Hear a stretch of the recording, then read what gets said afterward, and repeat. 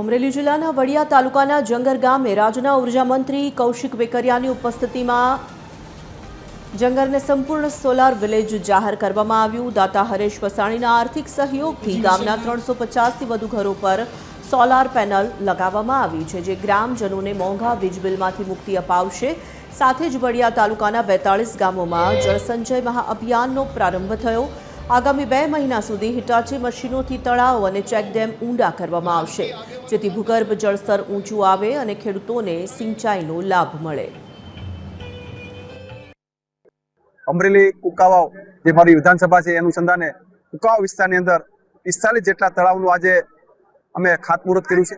આજે 45 જેટલા હિટાચી દરેક ગામના પાદરે જશે અને આજથી જ એમને કામગીરીની શરૂઆત કરવામાં આવશે। ફરી હું જંગર ગામના દાતાઓશ્રીઓને પણ અભિનંદન આપું છું કે આખા ગામને સોલાર પ્રૂફ ગામ બનાવ્યું, એમાં દાતાઓએ જે સહયોગ આપ્યો એ દાતાઓને પણ ભાઈ શ્રી હરેશભાઈ વસાણી અને સમગ્ર એમના પરિવારને પણ અભિનંદન આપું છું અને ગીરગંગા પરિવારને પણ અભિનંદન આપું છું કે જે રીતે સરકારની યોજનામાં જોડાવા બદલ ખેડૂતોને ખૂબ મોટા પ્રમાણમાં ફાયદો થઈ શકે એ પ્રકારની કામગીરી જ્યારે અમરેલી વિધાનસભાની અંદર થઈ રહી હોય ત્યારે 45 ગામમાં એક સાથે તળાવ થશે એ રાજ્યની અંદર પ્રથમ દાખલો બનશે કે કુકાવાવ વિસ્તારની અંદર 45 ગામમાં 45 સાથે એક તળાવ બનશે।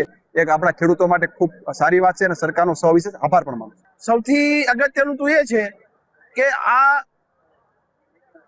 350 રૂફટોપ સોલર જે તૈયાર થઈ ગયા છે એના માધ્યમથી કાર્બન સેવિંગ જે થશે ને એ 30-40 હજાર જેટલા વૃક્ષ 25 વર્ષની અંદર ઘટાટોપ વૃક્ષનું જે કાર્બન રેશિયો જળવાય ને આટલું સેવિંગ થવાનું છે।